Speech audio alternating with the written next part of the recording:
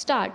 This appeal is preferred by the appellant claimant challenging the order passed by the Motor Accidents Claims Tribunal cum Principal District Judge. Stop. Para. The claim petition was filed under Section 166 of the Motor Vehicles Act 1988 by the claimant claiming compensation on account of the injuries sustained by him in a motor accident. Stop. Para. The averments in the claim petition are as follows. Full column. Para. On 16/1/2009 in the morning, while the claimant was proceeding on his motorcycle from village, the driver of the Bajaj auto trolley drove at high speed in a rash and negligent manner and dashed his motorcycle. Stop. Due to which the claimant received fracture of clavicle bone, left occipital bone, head injury and other injuries all over the body. Stop. Immediately he was shifted to Care Hospital and he was treated as inpatient till 27/1/2009. Stop. The claimant incurred a sum of rupees 30,000 towards medical expenses. Stop. The injuries were not healed and the claimant was not able to perform his duties. Stop. The Sarpanch of the village lodged a complaint before the Sub-Inspector of Police and a case was registered under Section 337 IPC against the driver of the crime vehicle and the same is pending before the Additional Judicial Magistrate First Class. Stop. The respondent number 1 is the owner and the respondent number 2 is the insurance company of the crime vehicle and they are jointly and severally liable to pay the compensation. Stop. Para. The respondent number 1, owner of the vehicle, filed a counter denying the averments made in the claim petition. Stop.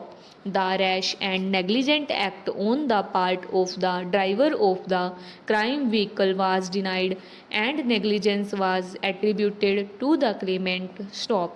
Further, the respondent number 1 stated that the claim petition is liable to be dismissed for non-joinder of necessary parties, that is, owner and insurance company of the motorcycle driven by the complainant. Stop.